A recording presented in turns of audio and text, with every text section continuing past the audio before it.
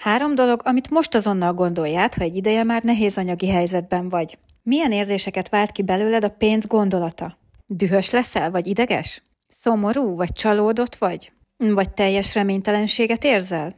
Írd le! Most pedig gondolj vissza a gyermekkorodra. Milyen anyagi körülmények között éltetek? Milyen volt a szüleid, a családod viszonya a pénzhez?